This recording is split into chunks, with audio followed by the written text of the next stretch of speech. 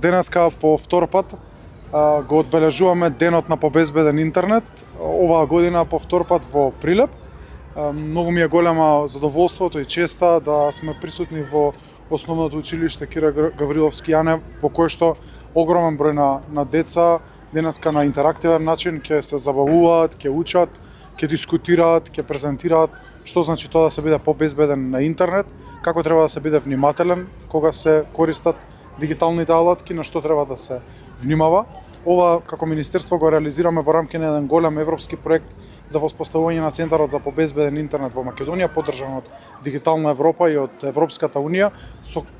Ова е еден од последните настани со кои што го завршуваме. Овој проект во очекување сме на целосно воспоставување на Центарот со кој што ќе има своја линија на која што ќе може да се јавуваат млади луѓе, родители, наставници. Исто така споделивме ресурси во текот на годината со наставниците училиштата како да се справуваат со недостатоците на интернет, со небезбедностите, како да им помогнат на младите да полесно го навигираат ова. А во завршна фаза имавме и конференција, така што ова е еден последен дел, би можел да кажам, на овој проект и очекуваме од Европската унија поддршка за уште еден ваков, односно втора фаза на овој проект. Резултатите ќе очекувам веќе во текот на наредниот месец за да го дореализираме проектот до крај. Средствата обезбедени за овој проект беа повеќе од 600.000 евра, по изминатите година и половина се реализираше. Очекувам во вториот дел тој да надмине и 1 милион евра. Денеска сме во Прилеп, би сакал да најавам уште една убава работа за град Прилеп, нешто што го најавувавме со градоначалникот веќе подолго време. Таа одлична соработка која што имаме со општината, обезбедивме да отвориме центар за услуги тука во Прилеп, сместен непосредно спроти општината, во просториите каде што кај прилепчани се познати како место за плаќање на даноци или на такси, така што во рамки на тој еден центар идејата на градоначалникот беше да го поставиме и шалтерот или односно канцеларијата на Министерството за дигитална трансформација, сите услуги кои што се нудат на националниот портал, сите граѓани на Прилеп без да треба да отварат сопствен профил, може да ги посетат нашите центри за услуги. Сега во моментот го кажав каде се наоѓа и таму и да отворат профил за нив нашите вработени и да добијат било која услуга која што им е потребна, така што го ставуваме Прилеп на мапата на сега 14 градови низ цела Македонија каде што граѓаните може да добијат услуга без да имаат дома дигитална алатка или без да го познаваат порталот. Продолжуваме со дополнителни активности во Прилеп и наредниот период, но мислам дека ова е еден убав начин да го одбележиме денот. Ви благодарам. Може ли едно прашање, господине министре? Европа погласно спомнува мерки за предпазливост за ограничување на социјалните мрежи на младите до 15 години. Еве Словенија почна со иницијативи. Па размислува ли државата за било какво ограничување? Забележавме и петиции и во Македонија. Јас дадов еден коментар. Ние минатата година во рамки на истиот овој проект доставивме до сите училишта начин на контрола на кој што родителите може да контролираат кои апликации нивните деца може да ги имаат на мобилните телефони и на другите уреди, колку време можат да поминат на истите и кои содржини можат или не можат да ги следат на овие содржини. Сметавме дека ова е начин да ги превенираме опасностите од интернет, а контролата да задржат родителите, да не ја превзема државата, контролата на алатки кои што се исклучително приватни, значи ги користат родители, ги користат деца и би било мешање на државата во домашните работи на секое семејство, во домашното воспитување на секое семејство за тоа кои алатки и на кој начин се користат. Но доколку постои зголемен интерес од страна на родителите, доколку постои зголемен страф и таа бројка е голема, оставаме простор да продискутираме на овие прашања, зашто да не направиме една јавна расправа и една анкета да видиме кој е интересот, кој е размислувањето на родителите. Не бегаме од тоа да се менува законот за да имаме ваква можност, но опасноста, секогаш зборувам, е многу голема кога државата ќе реши да забранува определени алатки за определена група на луѓе.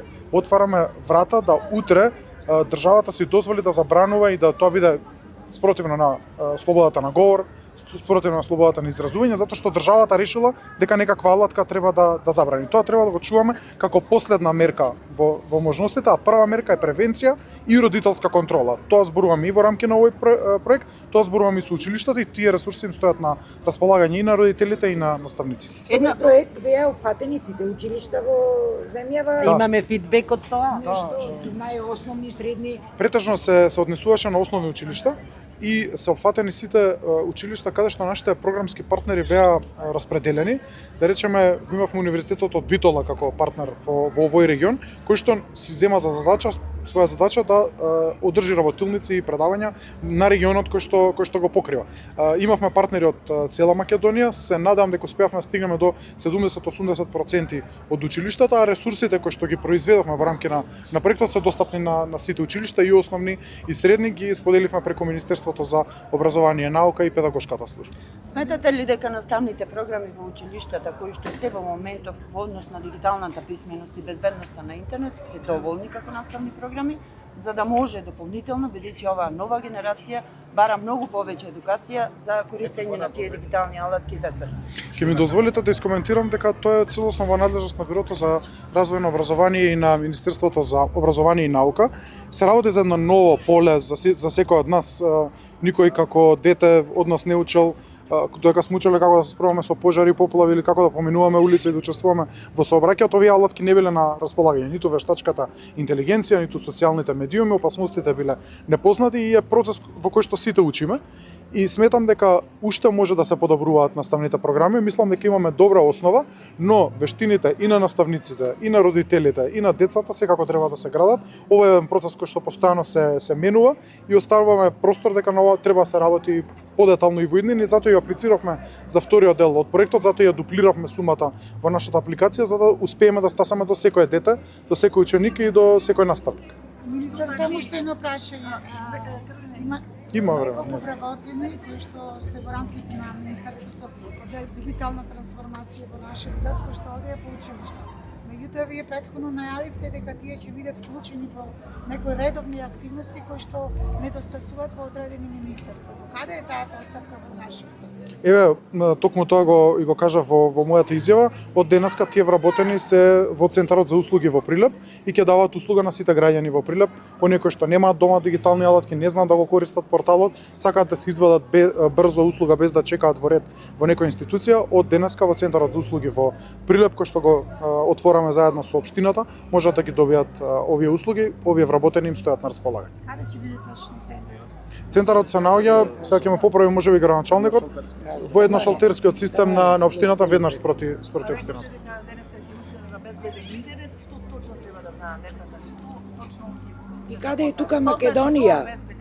Во однос на безбедноста кај младата популација. Македонија, според мене, на просекот на Европа се справуваме со истите предизвици со кои што се справуваат и европските држави, дали се тоа фейк слики кои што се произведени со вештачка интелигенција, дали е тоа злоупотреба на лични податоци, дали се злоупотреба на лични профили, крадење на податоци, сите овие предизвици, дилеми, проблеми се случуваат насекаде во Европа, се случуваат и кај нас и затоа денеска на еден многу безбеден начин, на интерактивен начин со музика, со забава, со презентации, ќе им објаснуваме на младите, ќе дискутираме со нив со кои од овие предизвици тие се соочуваат и им даваме алатки, начини како да се справуваат со истите.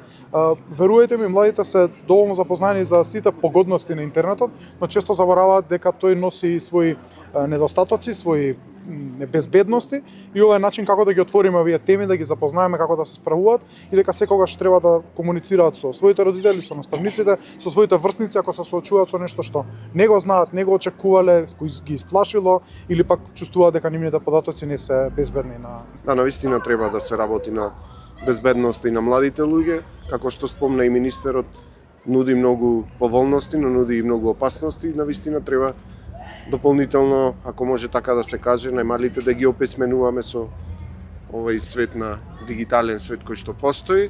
Да, спомна и министерот, треба особено како град и да посветиме внимание и на родителите и на родителската контрола врз мрежите.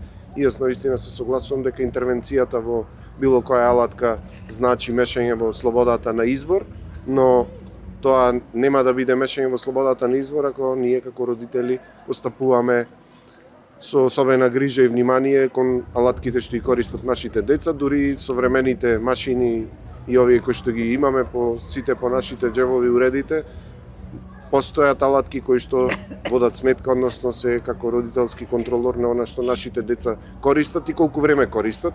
Еве лично можам да си кажам моје лично искуство дека кај мене во семејството користењето на електронските уреди е 2 часа во текот на работната недела малку послободно во текот на викендот и навистина треба да поставиме некој лимит, прво за општото здравје на нашите деца, за видот, а понатаму и за се она што представува опасност која што доаѓа од интернетот. Спомна министерот, се зафативме и ветивме еден проект кој што значи подобрување на квалитетот на живот и намалување на гужвата и редиците кои што ги имаат институциите кои што издаваат документи, порталот е услуги сега и пластично на лице место, еве од денеска информација дека почнува да работи тој центар, ние би направиле уште една средба, еве упатувам отворена покана овде пред сите вас да дојде министерот, чисто за да ги презентираме алатките кои што ги имат, за да дојдат некако поблиску до нашите граѓани. Знам дека вашите медиуми се следени и дека навистина ќе биде од едукативна природа и ова денес што го правиме со нашите ученици од Општинското основно училиште Кире Гавриловски Јане, да искористам приликата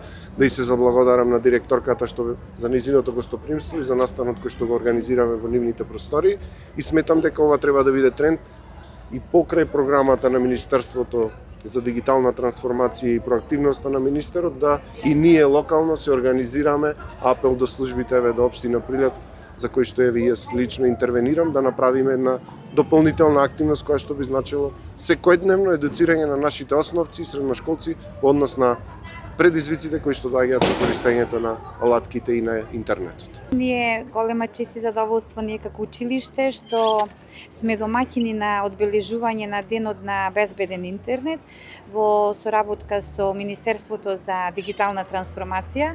Се потрудивме да бидеме добри домаќини во врска со нашето организирање на овој голем настан. Меѓутоа не ни е прв пат да организираме ваков настан, можеби во поскромни и во наши рамки. Го одбележуваме овој ден секоја година во соработка со наставниците по информатика, со учениците. Се трудиме преку едукативни работилници, предавања да укажеме на нашите ученици користењето на интернетот да биде безбеден, меѓутоа сами ние тоа секако не можеме да го направиме. Потребни ни се родителите и во соработка со родителите ги имаме пренесено алатките што ги спомна министерот кои се за заштита на учениците, така што тука имаме позитивен фидбек, односно родителите не известија дека ги користат тие алатки во врска со сигурен интернет, за кои што го применуваат децата, меѓутоа се повеќе треба да се вложиме заедно со родителите, да овозможиме не забрана на учениците, меѓутоа љубопитноста да биде ограничена, да се контролира од страна на родителите и заедно да делуваме, самите ученици да знаат што е тоа добро за нив, и да го користат интернетот на, како што кажавме, безбеден начин.